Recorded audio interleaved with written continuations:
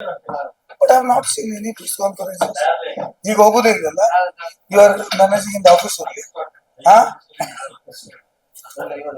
ಹಾಗೆಲ್ಲ ಹಾಗೆಲ್ಲ, ಬಟ್ ನಾನು ಕೇಳಿದೆ. ಗೋಷ್ಠಿಗೆ ತಮ್ಮೆಲ್ಲರನ್ನ ಸ್ವಾಗತ ಬಯಸ್ತಾ ಇದ್ದೇನೆ.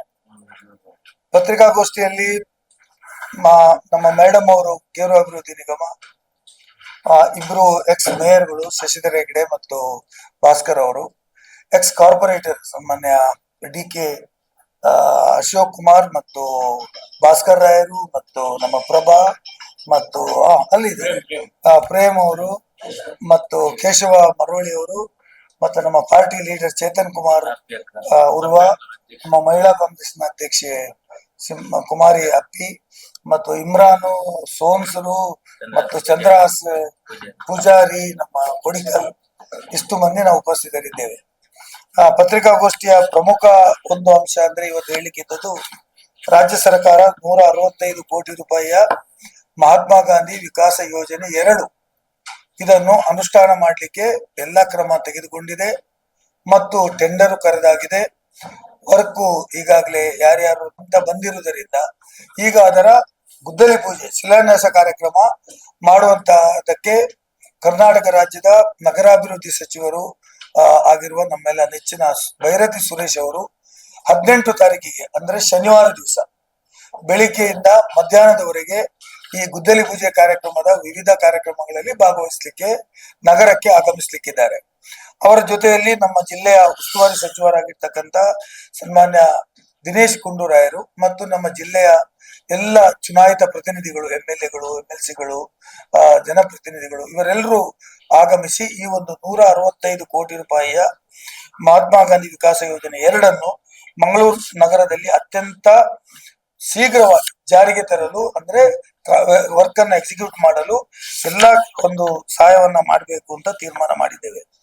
ಈ ಕಾರ್ಯಕ್ರಮದಲ್ಲಿ ಪ್ರಮುಖ ಅಂಶಗಳು ಏನು ಅಂದ್ರೆ, ಬೆಳಿಗ್ಗೆ 9 ಗಂಟೆಗೆ ಕಾವೂರ್ನ ಮರವೂರು ಸೇತುವೆ ಮರಕಡ ವಾರ್ಡ್ಗೆ ಬೀಳ್ತದೆ. ಮರವೂರು ಸೇತುವೆಯಿಂದ ತಮ್ಗೆ ಗೊತ್ತಿರಬಹುದು, ಅಲ್ಲಿ ನಮ್ದು ಕಮಾನು ಇದೆ. ಅದರ ಸ್ವಲ್ಪ ಮುಂದೆ ಬರುವಾಗ ಆ ರಸ್ತೆ ಕಾಂಕ್ರೀಟೀಕರಣ ಆಗಿಲ್ಲ, ಅದು ರಸ್ತೆ ಅಸ್ತವ್ಯಸ್ತ ಇದೆ. ಆ ರಸ್ತೆಯ ಸೈಜ್ ಕೂಡ ಸರಿಯಾಗಿಲ್ಲ. 4 ಲೇನ್ ರೋಡ್ ಹಾಕ್ಬೇಕು ಅಲ್ಲಿ. ಹಾಗಾಗಿ 2 ಬ್ರಿಡ್ಜ್ಗೆ ಜೋಡಿಸಿಕೊಂಡು ಆ ರಸ್ತೆಯನ್ನು ಸಂಪೂರ್ಣವಾಗಿ ಅಭಿವೃದ್ಧಿ ಮಾಡಲು ತೀರ್ಮಾನಿಸಲಾಗಿದೆ. ಅದಕ್ಕೆ ಸುಮಾರು 3 ಕೋಟಿ ರೂಪಾಯಿ ಈಗಾಗಲೇ ಇಡಲಾಗಿದೆ ಮತ್ತು ಅದನ್ನು ಅಭಿವೃದ್ಧಿ ಮಾಡ್ಲಿಕ್ಕೆ ತಗೊಳ್ತೇವೆ. ಹಾಗಾಗಿ ಫಸ್ಟ್ ಗುದ್ದಲಿ ಪೂಜೆ ಮಂತ್ರಿಗಳು ಬಂದ ತಕ್ಷಣ ನಾನೊಂದು ನಮ್ಮ ಪಾರ್ಟಿಯಿಂದ ಮಾಡಿದಂತ ಒಂದು ಪ್ಯಾಂಪ್ಲೆಟ್ ಇದೆ, ಅದರಲ್ಲಿ ಬರೆದಿದ್ದೇನೆ, ತಮಗೆ ಮಿಸ್ ಆಗೋದು ಬೇಡ ಟೈಮಿಂಗ್ಸ್ ಅಂತ ಗೊತ್ತಾಗ್ಲಿಕ್ಕೆ. ಅದರಲ್ಲಿ 9 ಗಂಟೆಗೆ ಮರವೂರು ಸೇತುವೆ ಬಳಿ ಒಂದು ಗುದ್ದಲಿ ಪೂಜೆ ಕಾರ್ಯಕ್ರಮ ನಡೆಯುತ್ತದೆ. ತದನಂತರ 9:45ಕ್ಕೆ ವಲೆನ್ಸಿಯಾ ಚರ್ಚ್ ಬಳಿ, ಅಂದ್ರೆ ಸ್ವಲ್ಪ ಮುಂದಕ್ಕೆ, ವಲೆನ್ಸಿಯಾ ಚರ್ಚ್ ಇಂದ ಗೋರಿಗುಡ್ಡೆಗೆ ಹೋಗುವಂತ ರಸ್ತೆಗೆ ಸುಮಾರು 1,95,00,000 ರೂಪಾಯಿ. ಅದೇ ರೀತಿ ಜೊರೋಸಾ ಸ್ಕೂಲ್ ನಿಂದ ಮೇಲೆ ಬರ್ತಕ್ಕಂಥ ಒಂದು ಮೋಡಲ್ ರೋಡ್ ಅನ್ನ ಮಾಡ್ಬೇಕು ಅಂತ ಅದಕ್ಕೊಂದು 3 ಕೋಟಿ ರೂಪಾಯಿ. ಅದೇ ರೀತಿ ಮುಂದೆ ಕೋಟಿ ಚೆನ್ನೈ ಸರ್ಕಲ್ ಕಡೆ ಹೋಗುದಕ್ಕೆ ಸೈಕಲ್ ಏನು ವಾಕಿಂಗ್ ಟ್ರ್ಯಾಕ್ ಮಾಡ್ಲಿಕ್ಕೆ ಅಲ್ಲಿಗೆ 1.5 ಕೋಟಿ ರೂಪಾಯಿ. ಮತ್ತೆ ಬೇರೆ ಬೇರೆ ರಸ್ತೆಗಳನ್ನ ಅಭಿವೃದ್ಧಿಗೆ ಆ ಭಾಗದಲ್ಲಿ ಅತ್ತಾವರದಲ್ಲಿ ಇರ್ಬೋದು, ಪಳ್ನೀರ್ ವಾರ್ಡಿನ ಕೆಲವು ರಸ್ತೆಗಳಿರ್ಬೋದು, ಇದನ್ನೆಲ್ಲ ಅಭಿವೃದ್ಧಿ ಮಾಡಿ. ಅದೇ ರೀತಿ ನಮ್ಮ ಫಾದರ್ ಮುಲ್ಲರ್ಸ್ ಕಾಲೇಜ್ ಸುವರ್ಣಲ್ಲಿ ಆ ರಸ್ತೆ ಕೂಡ ತೀರಾ ಕೆಟ್ಟದಾಗಿದೆ, ಬಹಳಷ್ಟು ಸಮಯದಿಂದ ಅವರು ಒತ್ತಾಡ್ತಾ ಇದ್ದಾರೆ. ಆ ರಸ್ತೆಯನ್ನು ಕೂಡ ಈ ಒಂದು ಯೋಜನೆ ಅಡಿಯಲ್ಲಿ ಸೇರಿಸಿದ್ದೇವೆ. ಒಟ್ಟಾರೆ ಹೇಳ್ಬೇಕಿದ್ರೆ ಮಂಗಳೂರು ನಗರದ 60 ವಾರ್ಡುಗಳಿಗೂ ತಲುಪುವಂತೆ ಈ ಕಾರ್ಯಕ್ರಮವನ್ನ ಜಾರಿಗೆ ತರಲಾಗಿದೆ. ಅದು ಕಾರ್ಯಕ್ರಮ ಆದ ಮೇಲೆ 10:30ಕ್ಕೆ ಚಿಲಿಂಬಿಗುಡ್ಡೆಯಲ್ಲಿ, ನಿಮ್ಗೆ ಗೊತ್ತಿದೆ ಆದರ್ಶ ನಗರ ಚಿಲಿಂಬಿಗುಡ್ಡೆಯಲ್ಲಿ ಕೋಟೆ ಕಣಿಯಿಂದ ಆ ರಸ್ತೆ ಕೂಡ ದೊಡ್ಡ ರಸ್ತೆಯನ್ನ ಈ 2 ಕೋಟಿ ರೂಪಾಯಿ ವೆಚ್ಚದಲ್ಲಿ ತಗೊಳ್ತಾ ಇದ್ದೇವೆ. ಆ ಚಿಲಿಂಬಿಗುಡ್ಡೆಯಲ್ಲಿ ಕೂಡ ಕಾರ್ಯಕ್ರಮ ನಡೆಯುತ್ತದೆ. ತದನಂತರ 10:45ಕ್ಕೆ ಸುಂಕದಕಟ್ಟೆ ಉರ್ವಸ್ತು ನಮ್ಮ ಕವಿತಾ ರೆಸಿಡೆನ್ಸಿ ಜಂಕ್ಷನ್ ಮೇಲೆ ಹೋಗುವಂತ ಬಹಳ ಸಮಯದಿಂದ ರಸ್ತೆ ಹಾಗೇನೆ ಬಿದ್ದುಕೊಂಡಿದೆ, ಅಭಿವೃದ್ಧಿ ಮಾಡ್ಲಿಕ್ಕೆ ಆಗ್ಲಿಲ್ಲ. ಸುಂಕದಕಟ್ಟೆಗೆ ಹೋಗುದಿರ್ಬೋದು, ಸೆಂಟ್ ಡೊಮಿನಿಕ್ ಚರ್ಚ್ಗೆ ಹೋಗುದಿರ್ಬೋದು, ಮುಂದೆ ಯಾವ ನಗರದು ಬಾಪೂಜಿ ನಗರಕ್ಕೆ ಹೋಗುದಿರ್ಬೋದು, ನಿಮ್ಗೆ ಗೊತ್ತಿದೆ ಅಲ್ಲ, ಅದು ಮಾಡ್ಲಿಕ್ಕೆ ಆ ರಸ್ತೆಯನ್ನು ಕೂಡ ಬಿಟ್ಟಿದ್ದೇವೆ. ಎಲ್ಲ ಕಡೆ ನಮ್ಮ ಕೇಶವಣ್ಣ ಕೂತಿದ್ದಾರೆ, ಅವರ ಏರಿಯಾದಲ್ಲಿ ಕೂಡ ಬಹಳ ಭಾಸ್ಕರ್ ಅವರ ಏರಿಯಾದಲ್ಲಿ ಕೂಡ ರಸ್ತೆಗಳು ಆಗ್ತವೆ, ಅಶೋಕ್ ಡಿ.ಕೆ. ಅವರ ಏರಿಯಾದಲ್ಲಿ ಆಗ್ತದೆ, ಪ್ರೇಮ್ ಬೆಳ್ಳಲ್ಬಾಗ್ ಅವರ ಏರಿಯಾದಲ್ಲಿ, ಅಂದ್ರೆ 60 ವಾರ್ಡ್ಗಳಿಗೂ ಸೀಮಿತವಾಗಿ ಈ ಒಂದು ದೊಡ್ಡ ಯೋಜನೆಯನ್ನ ಜಾರಿಗೆ ತಂದಿದ್ದೇವೆ. ಆಗ ಅಲ್ಲಿ ಆಗ್ತದೆ. ಅದಾದ ಮೇಲೆ 11 ಗಂಟೆಗೆ ಸರಿಯಾಗಿ ಅಂಬೇಡ್ಕರ್ ಭವನ ಇದೆ, ತಮ್ಗೆ ಗೊತ್ತಿದೆ. ಅಲ್ಲಿ ಒಂದು ಸಾರ್ವಜನಿಕ ಸಭೆಯನ್ನ ಮಾಡ್ಲಿಕ್ಕೆ ಕ್ರಮವನ್ನು ಕೈಗೊಂಡಿದ್ದೇವೆ. ಹಾಗಾಗಿ ಎಲ್ಲರೂ ಕಾರ್ಯಕರ್ತರು ಎಲ್ಲೆಲ್ಲಿ ಇದ್ದಾರೆ ಎಲ್ಲ ಜನರು ಕೂಡ ಅಲ್ಲಿಗೆ 11 ಗಂಟೆಗೆ ಅಲ್ಲಿ ಸೇರ್ತಾರೆ. ಮತ್ತು ಅಲ್ಲಿ ಉಸ್ತುವಾರಿ ಸಚಿವರು ಮತ್ತು ಸುರೇಶ್ ಭೈರತಿ ಸುರೇಶ್ ಅವರು ಈ ಸಭೆಯನ್ನು ಉದ್ದೇಶಿಸಿ ಮಾತಾಡ್ತಾರೆ. ಎಲ್ಲ ಚುನಾಯಿತ ಪ್ರತಿನಿಧಿಗಳಿಗೂ ಇದರಲ್ಲಿ ಆಹ್ವಾನ ಇದೆ. ಹಾಗಾಗಿ ಈ ಕಾರ್ಯಕ್ರಮ ಒಂದು ಯಶಸ್ವಿಯಾಗಿ ನಡೆಯಬೇಕು ಅಂತ ಹೇಳುವಂತದ್ದು. ಮತ್ತು ಇಷ್ಟೊಂದು ದೊಡ್ಡ ಸರ್ಕಾರ 165 ಕೋಟಿ ರೂಪಾಯಿ ಕೊಟ್ಟದಕ್ಕಾಗಿ ಮಾನ್ಯ ಮುಖ್ಯಮಂತ್ರಿಗಳಿಗೆ ಮತ್ತು ಸಿದ್ದರಾಮಯ್ಯನವರಿಗೆ ಮತ್ತು ಉಪಮುಖ್ಯಮಂತ್ರಿಗಳಾದ ಸನ್ಮಾನ್ಯ ಡಿ ಕೆ ಶಿವಕುಮಾರ್ ಅವರಿಗೆ ಒಂದು ಅಭಿನಂದನೆ ಸಲ್ಲಿಸ್ತಕ್ಕಂತ ಕಾರ್ಯಕ್ರಮವನ್ನು ಕೂಡ ಈ ಕಾರ್ಯಕ್ರಮದ ಜೊತೆಯಲ್ಲಿ ನಾವು ಮಾಡ್ತಾ ಇದ್ದೀವಿ. ಮತ್ತು ಈಗಾಗಲೇ ನಿಮ್ಗೆ ಕಾಮಗಾರಿಗಳ ಬಗ್ಗೆ ಹೇಳ್ಬೇಕಾಗಿದ್ರೆ ಈಗಾಗಲೇ ಎಸ್ಟಿಮೇಟ್ ಆಗಿದೆ, ಟೆಂಡರ್ ಆಗಿದೆ, ಕಾಮಗಾರಿಗೆ ಕೆಲವು ಕಡೆ ಎಲ್ಲ ಲೇಔಟ್ ಪ್ರಾರಂಭ ಆಗಿದೆ. ನಾವು ಸ್ವಲ್ಪ ತಡವಾಗಿ ಬಂದಿರಬಹುದು ಈ ಇದಕ್ಕೆ ಯಾವುದಕ್ಕೆ ಈ ಶಿಲಾನ್ಯಾಸ ಕಾರ್ಯಕ್ರಮಕ್ಕೆ. ಕೆಲವು ಕಡೆ ಕಾರ್ಯಕ್ರಮ ಬಿಗಿನ್ ಮಾಡಿ ಅಂತ ಹೇಳಿದ್ದೇವೆ. ಯಾಕಂದ್ರೆ ಮಳೆಗಾಲ ಆಗುವ ಮುಂಚೆ ಈ ಕಾರ್ಯಕ್ರಮ ಆದರೆ ಒಳ್ಳೇದು ಅಂತ ಹೇಳುವ ರೀತಿಯಲ್ಲಿ ಈ ಕಾರ್ಯಕ್ರಮ ನಡೆಯುತ್ತದೆ. ಮತ್ತು ಆ ದಿವಸ ನಿಮ್ಮನ್ನು ಪತ್ರಿಕಾರ್ತರನ್ನು ಉದ್ದೇಶಿಸಿ ಕೂಡ ನಮ್ಮ ಸಚಿವರುಗಳು ಮಾತಾಡಬೇಕು ಅಂತ ಬಯಸಿದ್ದಾರೆ. ಅದು ನಿಮಗೆ ಮತ್ತೆ ನಾನು ಮುಂದೆ ಹೇಳ್ತೇನೆ. ಹಾಗಾಗಿ ಈ ಕಾರ್ಯಕ್ರಮ ಬಹಳ ಯಶಸ್ವಿ ಆಗ್ಲಿಕ್ಕೆ ತಮ್ಮ ಸಹಕಾರ ಕೂಡ ನಾವು ಕೋರ್ತಾ ಇದ್ದೀವಿ. ಅದರ ಜೊತೆಯಲ್ಲಿ ಸಾಕಷ್ಟು ಅಭಿವೃದ್ಧಿ ಕಾರ್ಯಕ್ರಮಗಳು, ಸುಮಾರು 285 ಕೋಟಿ ರೂಪಾಯಿಯ ಕಾಮಗಾರಿಗಳು ಈಗ ರಾಜ್ಯ ನಗರ ಪಾಲಿಕೆ ವ್ಯಾಪ್ತಿಯೊಳಗಡೆ ಆನ್ ಗೋಯಿಂಗ್ ಪ್ರೋಗ್ರಾಮ್ಸ್ ಇದ್ದಾವೆ. 285 ಕ್ರೋರ್ಸ್ ಇದ್ದು ಕಾರ್ಯಕ್ರಮಗಳು ನಡೀತಾ ಇದ್ದಾವೆ.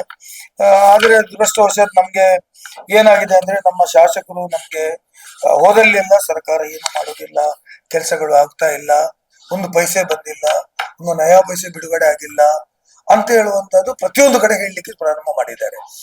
ಅಭಿವೃದ್ಧಿ ಕಾರ್ಯಕ್ರಮದಲ್ಲಿ ರಾಜಕಾರಣ ಮಾಡೋದು ಬೇಡ ಅಂತ ನಾವು ಅವರಿಗೆ ಬಹಳಷ್ಟು ಬಾರಿ ಹೇಳಿದ್ದೇವೆ.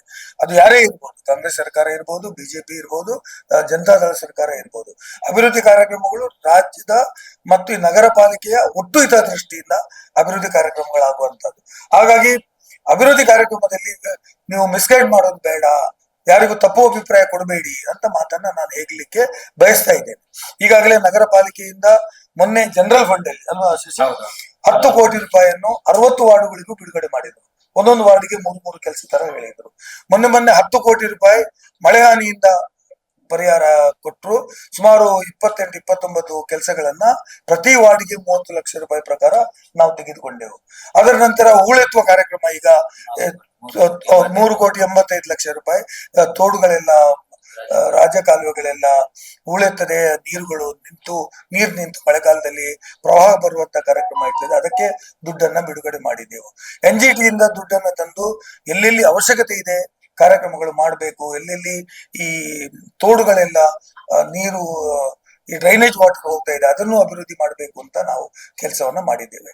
ಅದೇ ರೀತಿ ನಾನು ನಿಮ್ಗೆ ಈ ಹಿಂದೆನೆ ಹೇಳಿದ್ದೆ, ಮಹಾನಗರ ಪಾಲಿಕೆಯಲ್ಲಿ ಒಂದು ದಿವಸ ಚರ್ಚೆ ಆಯ್ತು. ತಾವು ಸೀನಿಯರ್ ಇದ್ದೀರಿ, ನಿಮ್ಗೆ ಗೊತ್ತಿದೆ, ಎಲ್ರಿಗೂ ಗೊತ್ತಿದೆ.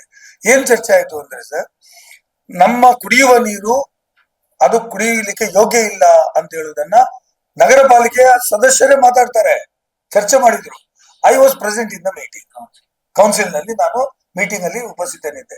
ನಾನು ಇಮಿಡಿಯೇಟ್ ಆಗಿ ಹೇಳಿದ್ದೆ, ನಿಮ್ಗೆ ಏನಾಗ್ಬೇಕು, ಕುಡಿಯುವ ನೀರು ಚೆಕ್ ಮಾಡಬೇಕು, ಇದರ ಬಗ್ಗೆ ಒಂದು ಸತ್ಯಶೋಧನಾ ಸಮಿತಿ ಮಾಡಿ ಅಂತ ಹೇಳಿ ಸಲಹೆ ಕೊಟ್ಟೆ. ಮತ್ತು ಕುಡಿಯುವ ನೀರಿನಲ್ಲಿ ಯಾವಾಗಲೂ ಕಾಂಪ್ರಮೈಸ್ ಮಾಡಬಾರದು, ಅದು ಆ ನಿರ್ದಿಷ್ಟ ಕುಡಿಯುವ ನೀರಿಗೆ ಯೋಗ್ಯತೆ ಇರತಕ್ಕಂಥ ನೀರು ಬೇಕು ಅಂತ ಹೇಳಿ.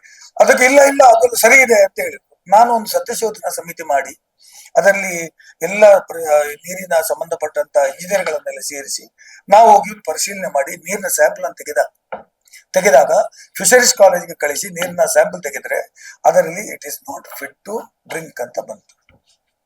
ಇದನ್ನು ನಾನು ವಿಧಾನಸಭೆ ಕೊಂಡೋದೆ. ಎಲ್ಲ ಡ್ರೈನೇಜಿನ ಪೈಪ್ಗಳು ಹೊಡೆದು ರಾಜ ಕಾಲುವೆಯಲ್ಲಿ ಎಲ್ಲಿ ನೀರು ಹೋಗ್ಬೇಕಿತ್ತೋ ಅಲ್ಲಿ ಎಲ್ಲ ಕಡೆ ಡ್ರೈನೇಜ್ ವಾಟರ್ ಹೋಗ್ತಾ ಇದೆ. ಇದಕ್ಕೆ ಕಣ್ಣಿಗೆ ಕಾಣುವ ಸತ್ಯ. ಕಾನೂನಲ್ಲಿ ಏನ್ ಹೇಳ್ತದೆ, fact need not be proved ಅಂತ ನಿಮ್ಗೆ ಗೊತ್ತು ಸರ್. ಯಾವುದು ಸತ್ಯ ಇದೆ ಅದು ಮತ್ತೆ ಪ್ರೂವ್ ಮಾಡ್ಬೇಕಾದ ಅವಶ್ಯಕತೆ ಇಲ್ಲ. Fact need not be proved ಅಂತ, that is the evidence spirit behind it. ನೀವು ಇದನ್ನು ಎಲ್ಲಾ ಸತ್ಯ ಹೇಳಿ ಸತ್ಯ ಇಲ್ಲ, ಎಲ್ಲ ಸರಿ ಉಂಟು ಅಂತ ನೀವು ಒಂದು 10 ತೋಡುಗಳನ್ನು ಹೋಗಿ ನೋಡಿ ಎಲ್ಲಿ ಅದು ನೀರು ಹೋಗ್ತದ ಅಂತ. ವೆಟ್ ವೆಲ್ಗಳಿಗೆ ನಿನ್ನೆ ನಾನು ವೆಟ್ ವೆಲ್ಗೆ ಹೋಗಿದ್ದೆ, ಜಪ್ಪು ಬಪ್ಪಾಲ್ನಲ್ಲಿ ವೆಟ್ ವೆಲ್ಗೆ ಹೋಗಿದ್ದೆ. ತಾವು ಭೇಟಿ ಕೊಡಿ. ಆ ವೆಟ್ ವೆಲ್ ನಲ್ಲಿ 6 ವರ್ಷ ಆಯ್ತು, ಪಂಪ್ಗಳು ಸರಿಯಾಗಿ ವರ್ಕ್ ಆಗ್ತಾ ಇಲ್ಲ. ತೋಡುಗಳಲ್ಲಿ ನೀರು ಹರಿತಾ ಇದೆ. ಪರಿಸರದವರು ಕೆಲಸ ಮಾಡ್ಲಿಕ್ಕೆ ಹೇಳುವುದಿಲ್ಲ. ಬಾವಿಗಳು ಎಲ್ಲ ಹಾಳಾಗ್ಬಿಟ್ಟಿದ್ದಾವೆ. ಅಂದ್ರೆ ಪರಿಸ್ಥಿತಿ, ಇದನ್ನು ಒಪ್ಪಿಕೊಳ್ಳೋಣ. ನಾನು ನಿಮ್ಮ ಶಾಸಕರಿಗೆ ಮನವಿ ಮಾಡ್ತೇನೆ, 1,250 ಕೋಟಿ ರೂಪಾಯಿ ಯೋಜನೆ ಸರ್ಕಾರದ ಮುಂದೆ ಮಂಗಳೂರಿನ ಒಳಚರಂಡಿ ವ್ಯವಸ್ಥೆ ಸರಿ ಮಾಡ್ಬೇಕಾದ್ರೆ ಬೇಕು ಅಂತ ಇವತ್ತು DPR ಮಾಡಿ ಕಳಿಸಿಕೊಟ್ಟಿದ್ದಾರೆ. ನಾವು ಒಟ್ಟಿಗೆ ಹೋಗೋಣ, ನಾವು ನಿಮ್ ಜೊತೆ ಬರ್ಲಿಕ್ಕೆ ಸಿದ್ಧರಿದ್ದೇವೆ. ಇಲ್ಲಿ ಎಲ್ಲ ಕೂತವರು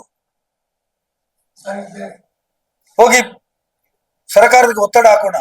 ನಾನು ಇದನ್ನು ವಿಧಾನ ಪರಿಷತ್ತಲ್ಲಿ ಎತ್ತಿದೆ, ನಾನು ನಿಮ್ಗೆ ಕೊಟ್ಟಿದ್ದೇನೆ, ಅದು ಏನೇನು ಮಾತಾಡಿದ ಉತ್ತರ ಕೊಟ್ಟರು ಅಂತ.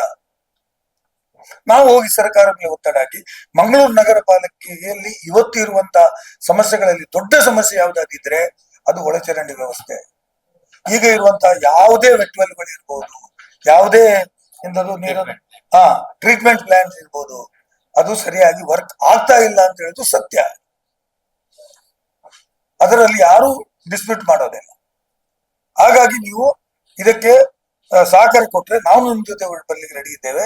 ಒಂದೇ ವರ್ಷದಲ್ಲಿ ಆಗ್ಲಿಕ್ಕಿಲ್ಲ, ಬಟ್ ಟೈಮ್ ಟು ಟೈಮ್ ನಾವು ಅದನ್ನ ಹೋಗಿ ದುಡ್ಡು ತಂದು ಸರ್ಕಾರದ ಮೇಲೆ ಒತ್ತಡ ತಂದ್ರೆ ಅದು ಮಾಡ್ಲಿಕ್ಕೆ ಸಾಧ್ಯ ಇದೆ. ಮಂಗಳೂರು ನಗರ ಬಿಡಿ, ನಮ್ಮ ಮನೆಯ ಆಚೆ ಕಡೆ ಕಿಂಟಲ್ ಮೆಮೋರಿಯಲ್ ಸ್ಕೂಲ್ ಇದೆ ಅಲ್ಲ, ಏನಂತಾರೆ ಅದಕ್ಕೆ ಊರಿಗೆ ಹೆಸರು, ಕಿಟಲ್ ಗೋರಿಗುಡ್ಡ. ಗೋರಿಗುಡ್ಡದಲ್ಲಿ ಆ ಸೈಡ್ ನಲ್ಲಿ ರಸ್ತೆ ಹೋಗ್ತಾರೆ, ಕಿಟಲ್ ಮೆಮೋರಿಯಲ್ ಸ್ಕೂಲ್ ಇದೆ ಅಲ್ವಾ, ಅದರ ಬದಿಯಲ್ಲಿಯೇ ಡ್ರೈನೇಜ್ ಇಲ್ಲ. ನಾನು ಮೊನ್ನೆ ಹೋಗಿ DPR ಮಾಡಿಸ್ಲಿಕ್ಕೆ ಹೇಳಿದ್ದೇನೆ. ಎಲ್ಲ ಪಿಟ್ ಮಾಡಿ, ಪಿಟ್ಟಲ್ಲಿ ಇದೆ, ಪಿಟ್ಟಿನ ಬದಿಯಲ್ಲಿ ಬಾವಿ ಇದೆ. ಮೊದಲೇ ಅಕ್ಯೂಟ್ ವಾಟರ್ ಸಪ್ಲೈ ಪ್ರಾಬ್ಲಮ್ ಇದೆ.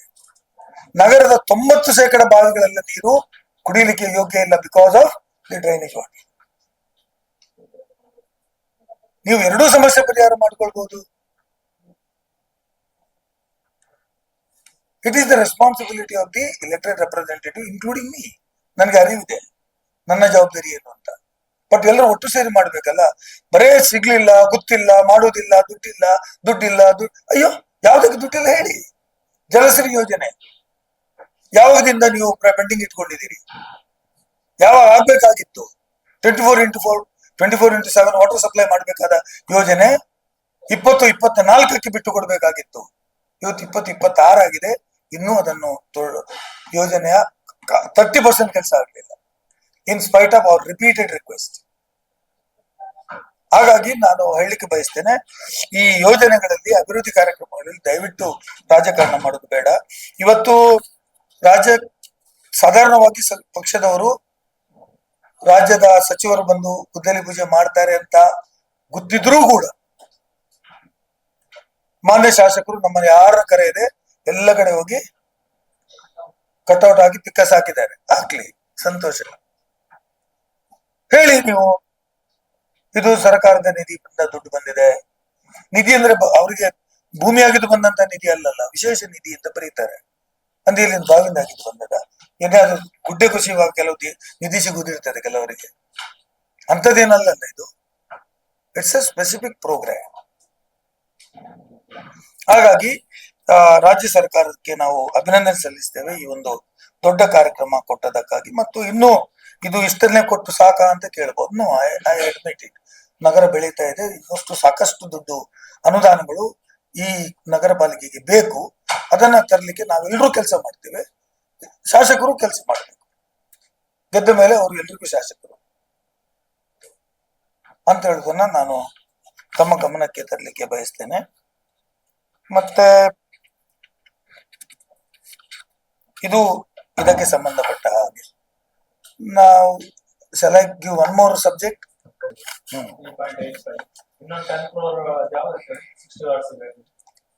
ಅದು ನಗರ ಪಾಲಿಕೆಯ ಜನರಲ್ ಫಂಡ್, ಸಾಮಾನ್ಯ ನಿಧಿ, ನಗರ ಪಾಲಿಕೆ ಸಾಮಾನ್ಯ ನಿಧಿ.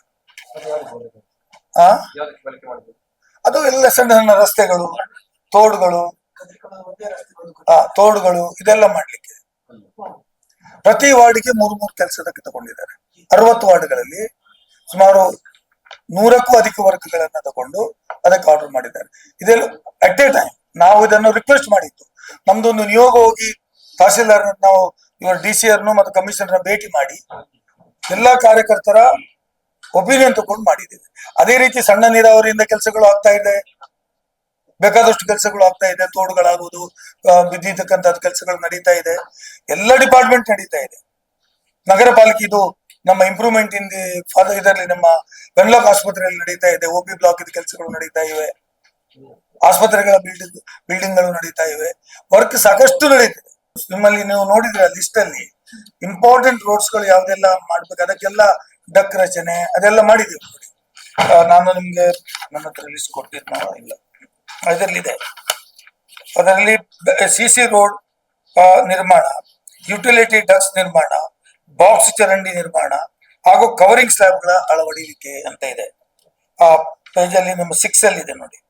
ಅಂತದ್ದು ಬಹಳಷ್ಟು ಕಡೆ ಮಾಡಿದ್ದೇವೆ. ಯಾಕಂದ್ರೆ ಮತ್ತೆ ರಸ್ತೆ ಆಗಿ ಇದನ್ನ ನಿಲ್ಲಿಸಬೇಕು ಅಂತ ಈ ರಸ್ತೆಯನ್ನು ಸೈಡ್ ಮಾಡಿ ಅದರಲ್ಲಿ ಸೈಡ್ ನಲ್ಲಿ ಒಂದು ಓಪನ್ ಇಟ್ಬಿಟ್ಟು ಅದರಲ್ಲಿ ನೀವು ಏನು ಚರಂಡಿಯಲ್ಲಿ ಮುಂದಕ್ಕೆ ವೈರ್ ಕೊಂಡು ಹೋಗೋದಿರ್ಬೋದು, ಎಲೆಕ್ಟ್ರಿಕ್ ವೈರ್ ಇರ್ಬೋದು, ಟೆಲಿಫೋನ್ ವೈರ್ಸ್ ಇರ್ಬೋದು, ಅದಕ್ಕೆಲ್ಲ ಡಕ್ ಮಾಡಿ ಅದನ್ನು ಬಿಟ್ಬಿಡ್ಬೇಕು ಅಂತ ಹೇಳಿದ್ದೇವೆ. ಯಾವುದು ರಸ್ತೆ ಅಗೆಯುವ ರೀತಿಯಲ್ಲಿ ಬರಬಾರದು ಅಂತ ಹೇಳುದನ್ನ ಹೇಳಿದ್ದೇವೆ. ಮುಂದೆ ಇದಕ್ಕೊಂದು ಜಾಗೃತಾ ಸಮಿತಿ ರಚಿಸಿ ಆ ವಾರ್ಡ್ಗಳಲ್ಲಿ ವರ್ಕ್ ಆಗುವಾಗ ನಾನು ಈಗಾಗಲೇ ಅವರಿಗೆಲ್ಲ ಹೇಳಿದ್ದೇನೆ. ಅಶೋಕ್ ಅವರಿಗೆ ಹೇಳಿದ್ದೇನೆ, ಭಾಸ್ಕರ್ಗೆ ಹೇಳಿದ್ದೇನೆ, ಶಶಿಧರ್ ಹೆಗ್ಡೆ ಅವರಿಗೆ ಗೊತ್ತಿದೆ, ನಮ್ಮ ಭಾಸ್ಕರ್ ರಾಯರಿಗೆ ಗೊತ್ತಿದೆ. ಎಲ್ಲ ಕಡೆ ಒಂದೊಂದು ಸಮಿತಿಗಳನ್ನ ಮಾಡಿ ವರ್ಕ್ಗಳು ನಡೆಯುವಾಗ ಅವ್ರ ಜೊತೆ ಸಂಧಾನ ಮಾಡಿ ಈ ರೀತಿ ಎಲ್ಲ ಮಾಡ್ಬೇಕು ಅಂತ ಹೇಳುದು. ನೀವು ಹೇಳಿದ್ ನನ್ನ ಫಸ್ಟ್ ಕನ್ಸರ್ನ್ ಈಸ್ ಈ ಫಾದರ್ ಮುಲ್ಲರ್ಸ್ ಇಂದ ಕಂಕನ ಇದರ ಕೋಟಿ ಚೆನ್ನೈ ಸರ್ಕಲ್ ವರೆಗೆ ರಸ್ತೆಯಲ್ಲಿ ಎಷ್ಟು ಪ್ಯಾಚ್ ಇದ್ದಾವೆ ಕೇಳಿದ್ರೆ 83 ಕಡೆ ಕಟ್ ಮಾಡಿದ್ದಾರೆ. 83 tank each cutting and closing ಗೆ 1 ಲಕ್ಷ ರೂಪಾಯಿ ಅಂತೆ ಅದರ ರೇಟ್, ಫಿಕ್ಸ್ಡ್ ರೇಟ್.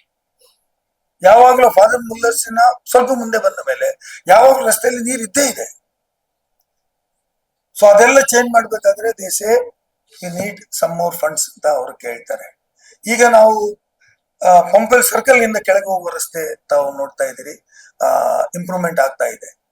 ಅದರಲ್ಲಿ ಮೇಜರ್ ಪೈಪ್ಸ್ ಇರ್ತಕ್ಕಂಥದ್ದು ಎಲ್ಲ ಪೈಪ್ಸ್ ಗಳನ್ನ ಚೇಂಜ್ ಮಾಡದೆ ಆ ರಸ್ತೆ ಕಾಮಗಾರಿ ಮಾಡಬಾರದು ಅಂತ ನಾವು ಷರತ್ತಾಗಿ ಇವತ್ತು ಆಗ್ತಾ ಇದೆ.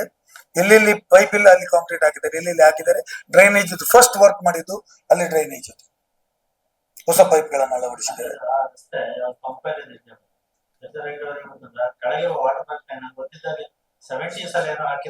ಅದನ್ನು ಆಲ್ ರಿಪ್ಲೇಸ್ಮೆಂಟ್ ನಾವು ಆಲ್ ರಿಪ್ಲೇಸಿಂಗ್ ನಾವು ಮಾಡ್ತೇವೆ. ಈಗ ಒಂದು ಸೈಡ್ ಮಾತ್ರ ನೀವು ನೋಡಿ, ಈಗ ಒಂದು ಕಡೆ ಎಲ್ಲೆಲ್ಲಿ ಹಾಕಿದ್ದಾರೆ ಬೇಕಾದ್ರೆ ಕರ್ಕೊಂಡು ಹೋಗ್ತೇನೆ, ಅದನ್ನೆಲ್ಲ ಪ್ಲಾನ್ ಮಾಡಿ ನಾವೇ ಸ್ವತಃ ಹೋಗಿ ನಾವೆಲ್ಲ ನಮ್ಮ ಕಾರ್ಯಕರ್ತರು ನಾವೆಲ್ಲ ಹೋಗಿ ಇಂಜಿನಿಯರ್ಸ್ ಅನ್ನ ಅಲ್ಲಿ ಕರೆಸಿ ನೋಡಿ after we confirmed that all the pipelines will be replaced.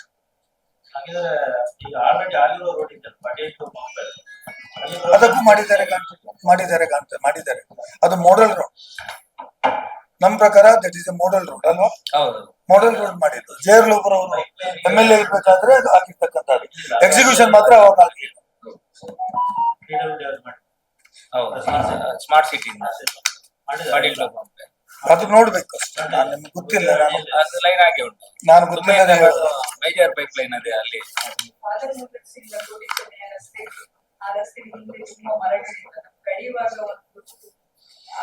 ಮರ ನಡಬೇಕು ಅಂತ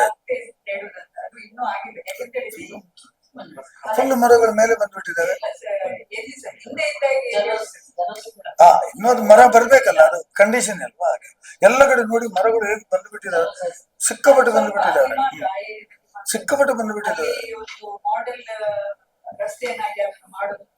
ಟ್ರೂ ಅದು ಇದೆ. ಈಗ ಜೋರಸತ್ನ ಕೆಳಗೆ ಹೋಗೋ ರೋಡ್ ಮಾಡಲ್ ರೋಡಿಗೆ ಹಾಕಿದ್ದೇವೆ. ಮತ್ತೆ ಇದು ಹೀಗೆ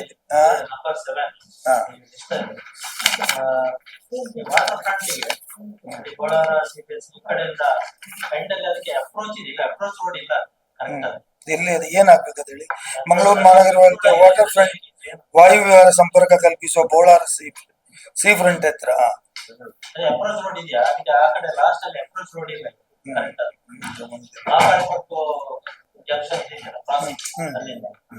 ಇದಕ್ಕೆ ಕರೆಕ್ಟ್ ಆದ ಅಪ್ರೋಚ್ ರೋಡ್ ಇಲ್ಲ. ಅಪ್ರೋಚ್ ರೋಡ್ ಇನ್ಕ್ಲೂಡ್ ಆಗಿದೆ ಅಥವಾ ಬರೀ ಡಕ್ಟ್ ಅಥವಾ ಈ ಚರಂಡಿ ವರ್ಕ್ಸ್ ಮಾತ್ರ ಅಷ್ಟು? ಈಗ ನನ್ಗೆ ಅದು ಇನ್ನು ನಾನು ಕೇಳಿ ಹೇಳ್ಬೇಕು. ನನ್ಗೆ ಈಗ ನಮ್ಮ ಗಮನಕ್ಕೆ ಬಂತು. ಅಪ್ರೋಚ್ ರೋಡ್ ಏನಿದೆ ಅಂತ ನಿಮ್ಗೆ ಕೇಳಿ ಹೇಳ್ತೀನಿ ನಾನು. ಅಪ್ರೋಚ್ ರೋಡ್ ಬಗ್ಗೆ ಗೊತ್ತಾಯ್ತು. ನಾನಲ್ಲಿ ವಿಸಿಟ್ ಮಾಡಿದ್ದೆ, but approach road approach road ಬಗ್ಗೆ ನನಗೆ ಅದು ಅಷ್ಟು. ರೈಲ್ವೆ ಕ್ರಾಸಿಂಗ್ ಆ ಕಡೆ ಈ ವಾಟರ್ ಫ್ರಂಟ್ ಪ್ರಾಜೆಕ್ಟ್ ಕರೆಕ್ಟ್ ಮಾಡಿದಾರಲ್ಲ ಅಪ್ರೋಚ್ ಮಾತ್ರ ಇಲ್ಲ. ಎಸ್, ಅದು ನಾನು ಅಪ್ರೋಚ್ ರೋಡ್ ಬಗ್ಗೆ ಕೇಳಿ ಗಮನಕ್ಕೆ ತರ್ತೇನೆ ಸರ್. ಯಾವುದು? ಹಾ, ಅಲ್ಲ, NGT ಅವರ ಆದೇಶದ ಮೇರೆಗೆ ಆಗಿದ್ದು ಅಂತ ನಾನು ಹೇಳಿ. ನ್ಯಾಷನಲ್ ಗ್ರೀನ್ ಟ್ರೈಬ್ಯುನಲ್ ಆದೇಶದ ಮೇರೆಗೆ ಆಗಿದ್ದು. ಕೇಸ್ ಹಾಕಿದ್ರಲ್ಲ ಮನೆ, ಸಿಕ್ಕಾಪಟ್ಟೆ ಕೇಸ್ ನಮ್ದು. ಹೌದು, ಹೋಗ್ತಾ ಇಲ್ಲ ಅದು ಆಚೆ ಈಚೆ.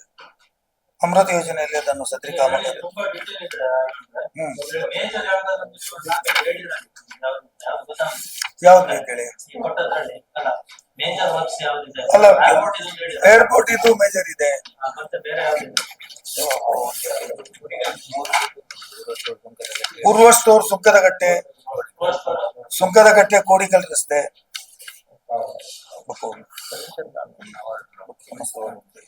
ಅದ ನಂತರ ಜಪ್ಪಿನಮೊಗರು 59ನೇ ಜಪ್ಪಿನಮೊಗರು ವಾರ್ಡಿನಲ್ಲಿ ಈ ಆ ನದಿ ತೀರದಲ್ಲಿ ಸುತ್ತಾಡಿ ಬರ್ಲಿಕ್ಕೆ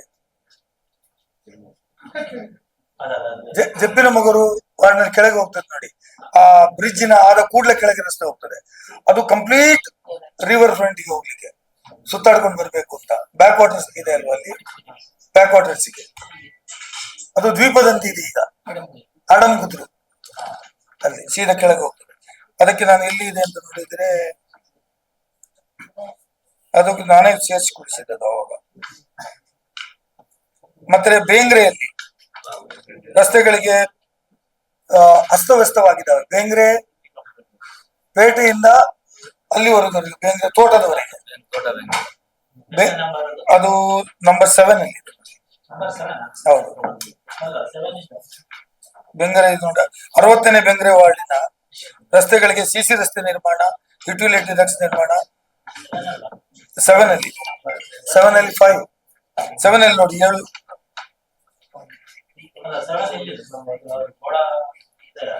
ಹಾ, ಅದರಲ್ಲಿ ಇದೆ 60ನೇ ವಾರ್ಡು ಬೆಂಗರೆ. ಅದು ಬೋತ್ ಟು 2 ಹೊತ್ತಿಗೆ.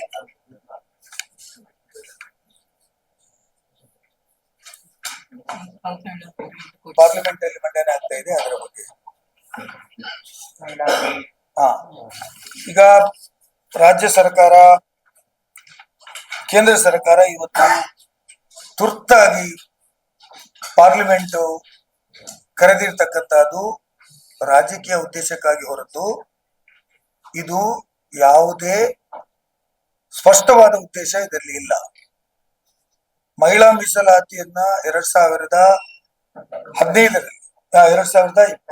2022ರಲ್ಲಿ ಅದು ಎರಡೂ ಸದನಗಳಲ್ಲಿ ಪಾಸ್ ಆಗಿ ಮಂಡನೆ ಆಗಿ 2028ರ ನಂತರ ಜಾರಿಗೆ ತರಬೇಕು ಅಂತ ಹೇಳುವಂತಹದ್ದು ಈಗಾಗಲೇ ತೀರ್ಮಾನ ಆಗಿರ್ತಕ್ಕಂಥದ್ದು.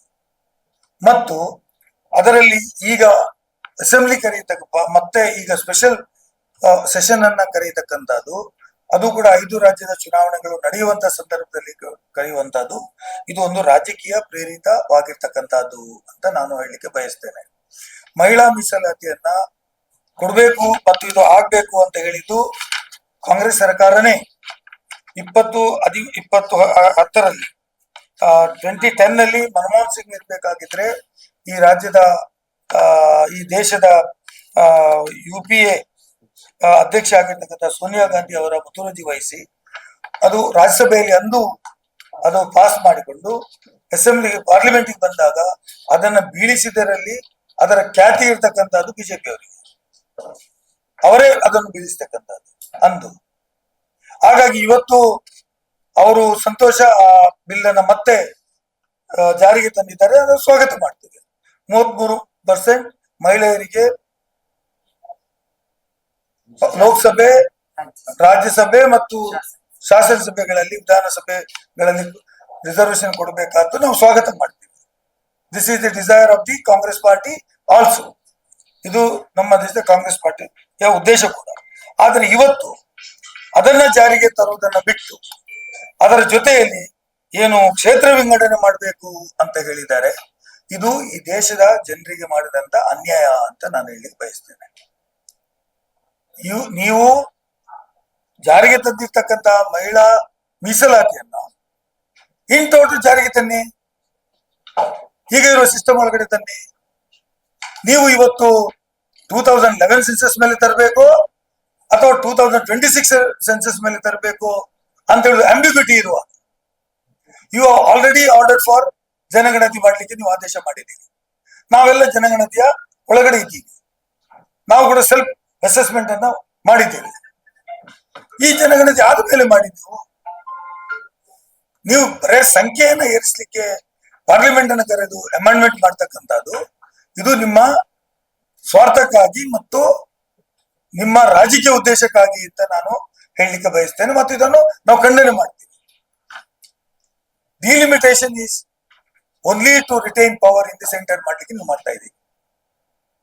ಇದರಿಂದ ದಕ್ಷಿಣ ಭಾರತದ ರಾಜ್ಯಗಳಿಗೆ, ಅದು ಇರಬಹುದು ಕರ್ನಾಟಕ, ತಮಿಳುನಾಡು, ಕೇರಳ, ಆಂಧ್ರ, ತೆಲಂಗಾಣ, ಈ ರಾಜ್ಯಗಳಿಗೆ ಇದು ದೊಡ್ಡ ಅನ್ಯಾಯ ಆಗ್ತದೆ ಅಂತ ಹೇಳೋದನ್ನ ಹೇಳಲಿಕ್ಕೆ ಬಯಸ್ತಾ ಇದ್ದೀವಿ. ನೀವು if you are really interested 2026 ನ ಜನಗಣತಿ ಆದ್ಮೇಲೆ ಆ ಆಧಾರದಲ್ಲಿ ಡಿಲಿಮಿಟೇಷನ್ ಮಾಡಿ. ನೀವು ಎಂದೂ ಜಾರಿಗೆ ತಾಳೆಂತ ತರುವುದಿಲ್ಲಲ್ಲ. ಸೊ 2011 ಇದು ಜನಗಣತಿ ಮೇಲೆ ತರ್ತೇನೆ ಅಂತ ಹೇಳುವಂತದ್ದು ಇವತ್ತಿನ ನೀವು ಹೇಳಿದಾಗೆ ಮಾಡಿದ್ರು ಅದು ಗೊತ್ತಾಗೋದು. ಹೆಚ್ಚು 2026 ವರೆಗೆ ತರ್ತೀರೋ ಅಂತ ಹೇಳುದು. ನೀವೀಗ ಎಲ್ಲಿಯಾದ್ರೂ 2011 ಗೆ ತಂದು ಬಿಟ್ರೆ again it will be invalid. Sir, because 2026 ಇದು ಜನಗಣತಿ ನಿಮ್ಮ ಕೈಯಲ್ಲಿ ಇರ್ತದೆ. ಅಲ್ಲ, ಜನಗಣತಿ ಆಧಾರದಲ್ಲಿ ನೀವು ಜನಸಂಖ್ಯೆ ಆಧಾರದಲ್ಲಿ ಮಾಡಿ ನೀವು 27 ಇದ್ದಾದ್ರೂ ಮಾಡಿ 21 ಇದ್ದಾದ್ರೂ ಮಾಡಿ ಅದೇ ಆಗುತ್ತೆ. ಈಗ 76 ಅಲ್ಲಿ ಜನಸಂಖ್ಯೆ ಆಧಾರದಲ್ಲಿ ಮಾಡಬಾರ್ದು ಅಂತ ಫ್ರೀಸ್ ಮಾಡಿದ ಉದ್ದೇಶವೇ ಆ ಒಂದು ಅನ್ಯಾಯ ತಪ್ಪಿಸ್ಲಿಕ್ಕೆ 26 ವರೆಗೆ. ಹಾ, ಈಗ ಈ ಜನಸಂಖ್ಯೆ ನಿಯಂತ್ರಣ ಏನು ಕಾರ್ಯಕ್ರಮಗಳು ಉಂಟು, ಅದು ಸೌತ್ ಸ್ಟೇಟ್ಗಳು ತುಂಬಾ ಸ್ಟ್ರಿಕ್ಟ್ ಆಗಿ ಪಾಲನೆ ಮಾಡಿದ್ವು. ಹಾಗಾಗಿ ಇಲ್ಲಿ ಜನಸಂಖ್ಯೆ ಕಡಿಮೆ ಆಯ್ತು, fertility rate ತುಂಬಾ ತುಂಬಾ ಕಡಿಮೆ ಆಯ್ತು. ಅಲ್ಲಿ ಜಾಸ್ತಿ. ಅಗೇನ್ ನೀವು 27 ಇದ್ದು ಜನಗಣತಿ ಆಧಾರದಲ್ಲಿ ಮಾಡಿದ್ರೆ ಅದೇನು ಚೇಂಜಸ್ ಆಗುತ್ತೆ, ಇನ್ನು ಜಾಸ್ತಿ ಅನ್ಯಾಯ ಆಗುತ್ತೆ. ನೀವು ಅದನ್ನ ಜನಸಂಖ್ಯೆ ಆಧಾರದಲ್ಲಿ ಮಾಡಬೇಡಿ ಅಂತ ಹೇಳ್ತಾರೆ.